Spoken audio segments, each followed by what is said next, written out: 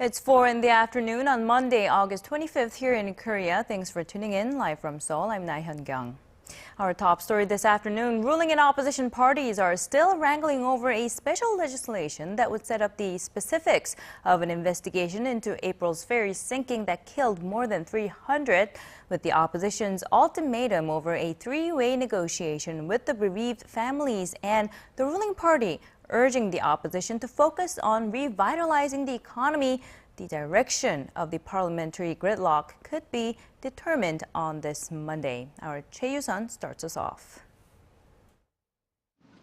Will Korea's two main political parties ever find a way to loosen up the political logjam caused by April's ferry disaster? After the ruling party quickly rejected her proposal to invite ferry victim families to negotiate the so-called Sewol-ho ferry bill, opposition floor leader Park Young-sun has given an ultimatum to the ruling party to agree to the three-way talks by Monday. The ruling side says the tripartite consultation would violate Korea's representative democracy and the parliamentary system. The ferry victims' families are demanding that a probe committee, which includes lawyers and legal experts selected by the families themselves, have the authority to investigate and indict. The ruling party says that would destroy the principle of criminal law. The months-long political discord has left the parliament in paralysis, with a lineup of major economy and reform-related bills kept in limbo. Ruling party leader Kim Moo-sung on Monday urged the opposition to work toward a swift passage of the economic bills that are closely linked to the people's livelihoods. While the ruling party floor leader plans to meet the victims' families on Monday, the opposite side, with its members divided, is expected to decide whether to continue to fight for the ferry bill, which would put other bills and parliamentary proceedings at risk. Choi You-sun, Arirang News. And President Park Geunhye is growing impatient with the deadlock at the National Assembly. At a meeting with her senior secretaries this morning, she said the government cannot do its part in reviving the economy and stabilizing the people's livelihoods until the parliament passes related bills. The president also expressed concerns about proposed changes to the nation's safety management structure because the changes cannot be implemented unless a government restructuring bill passes parliament. Implicitly criticizing the opposition's unwavering position on the ferry bill, President Park did not refer to the bill itself or the victim families' demand to meet the president, sticking by her stance that the parliament should resolve the issue. The government, in the meantime, is tightening the reins on state subsidy programs to prevent the misuse of funds. Officials from the Finance Ministry say they are in the process of developing a system that would give the public access to a broader range of information on state subsidies, including details on how the money is being spent. This comes amid mounting criticism that state money is being used for corrupt practices.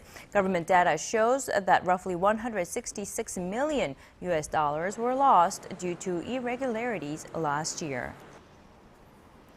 North Korea hasn't test-fired any missiles for well over a week now. Watchers say Pyongyang most likely wants to avoid upsetting Seoul ahead of the upcoming Asian Games, which will be held in the South Korean city of Incheon, with North Korean athletes in attendance. Son Jung-in has more.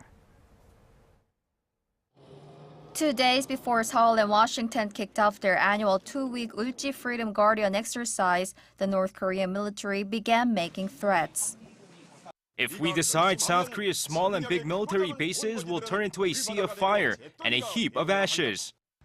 Pyongyang has long denounced the drills as a rehearsal for an invasion of the North. But since it fired 5 short-range rockets into the East Sea on August 14th, the North has shown some restraint. Instead, it has proposed talks to discuss logistics for its athletes and cheering squad at the upcoming Incheon Asian Games. The North Korea proposed talks on the practical issues related to the Asian Games through an exchange of letters. Experts view the North's latest contradictory moves of threats and offers of dialogue as a typical stick-and-carrot strategy. As opposed to their threatening remarks in written words, I think the North will propose more dialogue in the future to send its delegation to the Asian Games. Many experts believe inter-Korean talks will resume after the joint drills are over, but most agree it will be difficult to attain many tangible results on issues such as holding family reunions and resuming tours to North Korea's Mount Kumgang Resort. 손정인, Arirang News.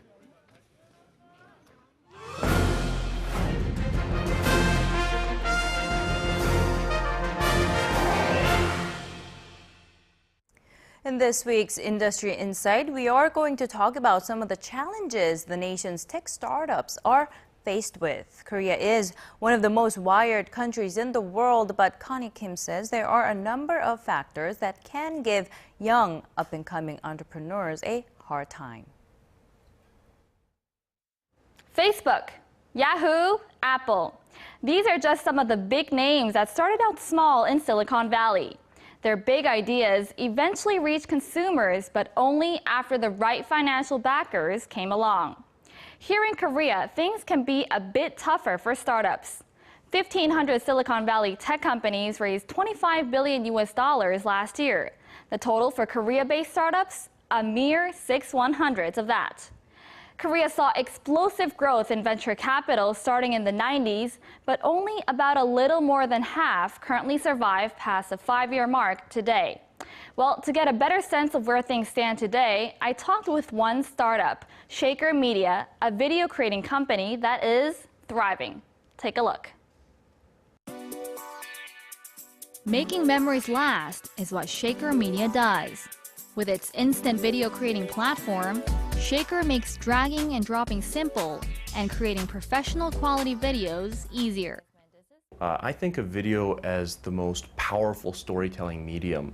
When you and I are here face-to-face talking, that's a powerful storytelling medium. And so I thought that it would be necessary and desirable for many people, everyone, not just the people with the big production budgets and the fancy expensive cameras to be able to do video, but for everyone to do great video. It also helps small businesses advertise, in a way helping the Park Geunhye administration's creative economy drive in search for fresh, innovative ideas for growth engines. Video ads have 3 times the click-through rate of mobile advertisements. They are effective. But small businesses just couldn't participate because they couldn't afford to spend $20,000, $30,000, $40,000, $50,000 on producing a beautiful video advertisement. Born 3 years ago, Shaker now serves customers all throughout Asia and the Americas, having raised about $3 million as of May this year. So I know it's quite tough for Korean venture companies to get investment. Where did you get the investment from? There's a lot of venture capital available here in Korea today. Angel investors are very active. We've also raised money from Facebook executives. We've also raised money from Korea's largest internet company, NHN Investment, and Korea's largest steel company, POSCO Investment. But that's not the reality for the majority of startups in Korea. Having to break ground on the back of financial guarantees or loans can turn off a lot of young entrepreneurs, especially in a business environment where investing through M&As is not as prevalent as it is in, say, the United States. But Lee says Korea is the market to try out new things as long as young entrepreneurs utilize a strong IT infrastructure and low entry barrier for startups in the country. There is a vibrant local market here in Korea, an incredible test bed to test your ideas with a very receptive local market that's ready to try new things. Connie Kim, Arirang News.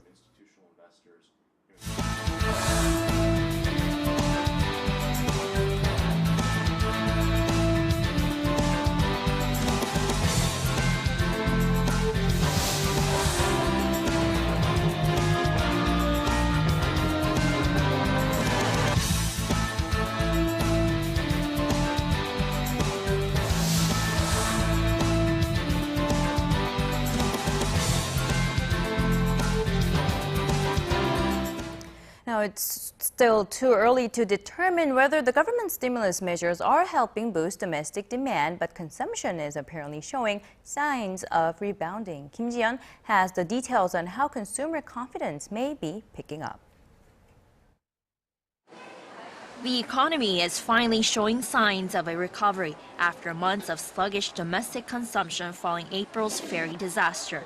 The country's major department stores recorded average sales increases of over 4% last month compared to the same period last year. The Ministry of Strategy and Finance says sales of goods that indicate an increase in private consumption also rose in July on year. These including automobiles and gasoline, which were up by around 1% and 2% respectively. Credit card transactions in Korea also edged up more than 5%. Signs of a recovery can also be found in real estate, where transactions increased more than 90% last month compared to the same period last year. The improvements come after the government eased measures, including the loan-to-value and debt-to-income ratios that limit the amount of money people can borrow from banks when buying a house.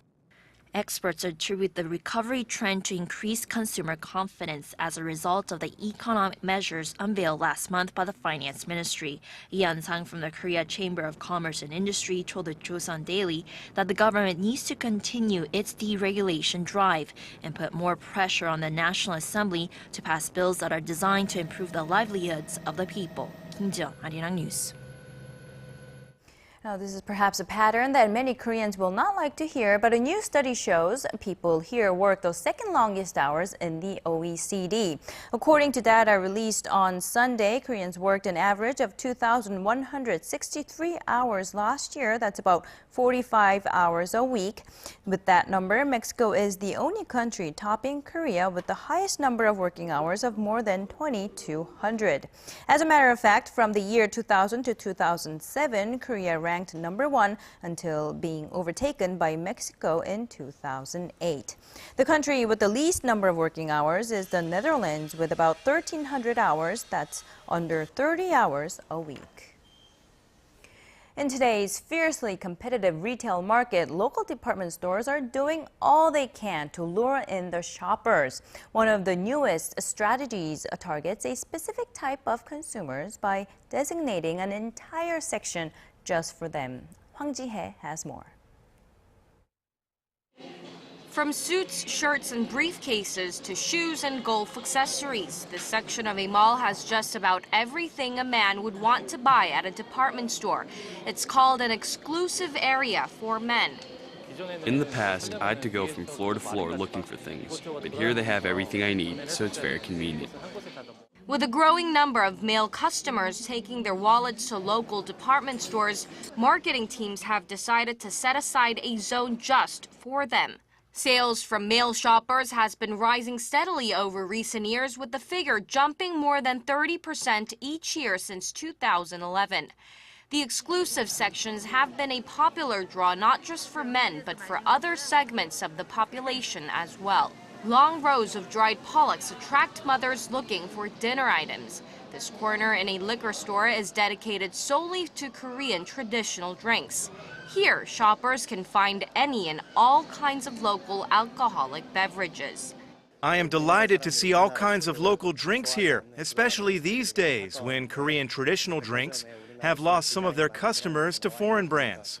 Sales managers explain that the move has helped them raise sales and drop prices as they're able to make direct deals with producers. By operating a differentiated service, we provide not only something to see, but also cheaper prices. We are getting good reviews from customers. Amid increased competition among department stores, they're encouraging customers to open up their wallets through this unique form of marketing. Hwang Ji-hye, Arirang News. Bringing you the fresh updates from stories breaking in Korea and abroad. We give you a bigger and better picture of the world. Join Laah Hyun-kyung live from Seoul. Every weekday, only on Arirang.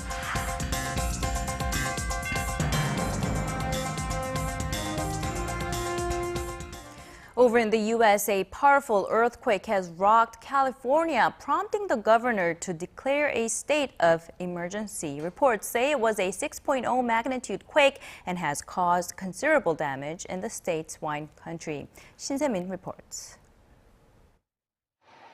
The strongest quake to hit California in a quarter century saw scores of people hospitalized, caused houses to burst into flames, and damaged scores of buildings in California's Napa Valley. A 6.0 magnitude earthquake rocked California's wine country at around 3:20 a.m. on Sunday local time, with the epicenter less than 10 kilometers southwest of Napa. The earthquake was felt over a huge portion of California in San Francisco, but the most powerful tremors were recorded in Napa and Sonoma County. More than 30 aftershocks followed the quake, according to the U.S. Geological Survey. Officials at Queen of the Valley Medical Center in Napa say at least 6 people have been critically injured, with 120 less seriously hurt. California Governor Jerry Brown has declared a state of emergency and said state officials were working closely with state and local emergency managers, first responders, and transportation officials. California is not a safe zone when it comes to earthquakes, as it sits right above the Pacific's ring of fire, where earthquakes and volcanic eruptions occur often. In 1906, San Francisco was struck by a 7.8 magnitude quake that killed over 3,000 people and destroyed 80% of the city. In 1989, another powerful quake hit in a similar area, killing more than 60 and injuring hundreds. Shin Se-min, Arirang News. Turning to Syria, where an American journalist kidnapped in 2012 has been released by his radical Islamist captors. Peter Theo Curtis was being held by an al-Qaeda affiliate in Syria that has been fighting the government of President Bashar al-Assad. Reports say Curtis was released to UN peacekeepers in the Golan Heights Sunday, where he was met by U.S. government officials and moved out of the country. His family said they were deeply relieved and grateful for his return, while thinking constantly of the other hostages who are still being held. U.S. Secretary of State John Kerry, who confirmed the release in a statement, said the U.S. was using every diplomatic, intelligence, and military tool it holds to secure the release of other Americans held hostage in Syria. An Englishman infected with Ebola while living in Sierra Leone has landed in the UK for treatment. He is the first British national to contract the virus in nearly 40 years. Believed to be an aid worker, he flew on a specially equipped Royal Air Force plane to North London, where a dedicated isolation unit at the Royal Free Hospital was prepared for his arrival. Meanwhile, a worker associated with the World Health Organization has reportedly fallen ill from Ebola in Sierra Leone and is receiving care. This as authorities in the Democratic Republic of Congo said 2 people there have died from Ebola in the country's northwest. Now, on a lighter note, the Little League World Series held in the United States wasn't on the radar of most Koreans until now. That is, the South Korean Little League squad rewrote history on Sunday local time, winning their first championship since 1985. Our SJ Lee has more. Call them the Little Giants of baseball, because the South Korean Little League squad finished off their incredible run at the 2014 Little League World Series by beating the U.S. champions Jackie Robinson West of Illinois. After defeating Japan for the second time in this tournament over the weekend, the South Korean Little Leaguers, who represented the Asia-Pacific region, played a game full of emotion and vigor. Choi Chan's brilliant pitching performance as a reliever and a 4-run 6th inning helped South Korea beat Jackie Robinson West 8-4 to claim their first Little League World Series title in 29 years and their 3rd title overall. For these Little Leaguers, they celebrated like young kids that they are, but played the entire tournament like big leaguers. SJ Lee, Arirang News. Kudos for the Little Leaguers. In more sports news, golf fans in the nation are celebrating after Korean golfers finished not just first, but second and third as well for a clean sweep at the 2014 LPGA Canadian Pacific Women's Open. Top honors went to 24-year-old Yoo So-yeon, who won the 4-day event at 23 under par for a winner's check of more than $330,000 US. And more importantly, her first LPGA title in about 2 years. Choi Na-yeon finished runner-up, 2 strokes behind Yoo. World number 2 Park In-bi finished third at 18 under a week after winning the LPGA championship. Now, the Korean period blockbuster Roaring Currents has practically no more records to break. It's the most watched movie in Korean film history and smashed through the 16 million viewer mark on Sunday. And as our Kwon So-ah reports, part of its success can be attributed to its visual effects. The intense naval combat scene depicting the historic Battle of Myeongyang with hundreds of vessels was in reality made using just 4 ships during filming. The backdrop of 330 Japanese ships charging vigorously along with hundreds of soldiers were brought to life with sophisticated 3D computer graphics. Even the sea waves are fake. The battle scene takes up half of the movie, and visual effects were used in over 90% of the filmmaking process. We had over 60 minutes of a battle scene to depict, with more than 300 vessels, so it is no exaggeration to say that almost all the scenes were made using special effects. The swirling torrents crashing against the ships and other water movements in particular were hard to create, and they had to make use of what was available. For the speed of the water or direction of the wind, things that were impossible to digitalize, they worked from experience. With the high level of visual effects being stressed in making movies, we had a long, extensive discussion about solving the technical obstacles.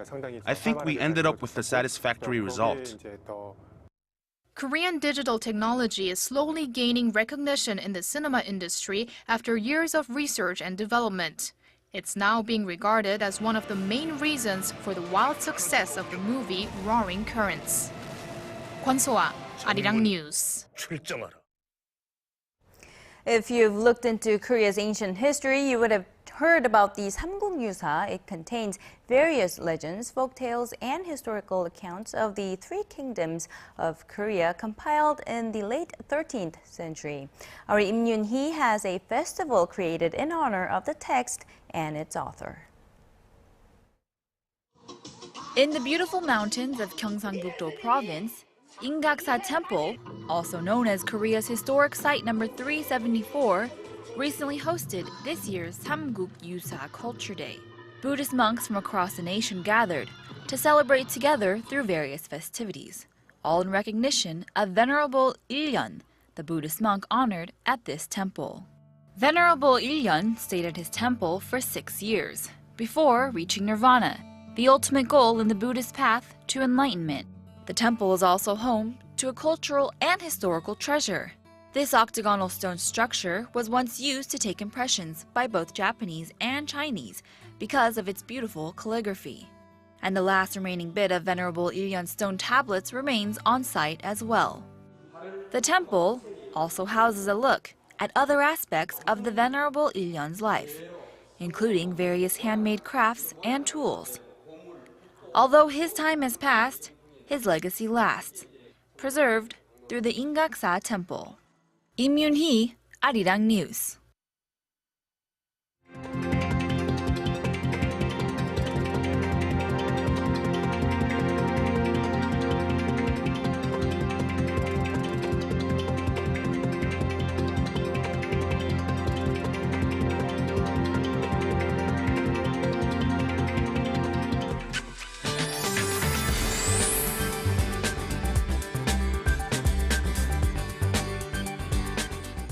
Good afternoon, I'm Michelle Park here with the latest weather forecast. A heavy rain warning has been issued for Chuncheon-do province and both Jeollado provinces, while the remainders of the regions in the south are under heavy rain advisories.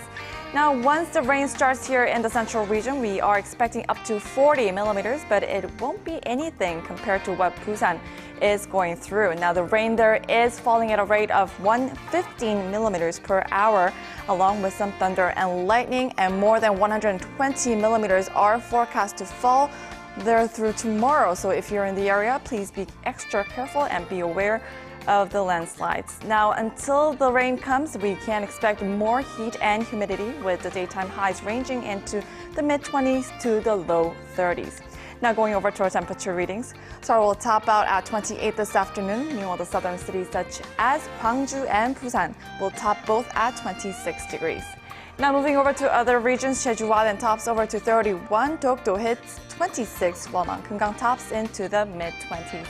Well, that's all for Korea. Now here's a look at the weather conditions around the world.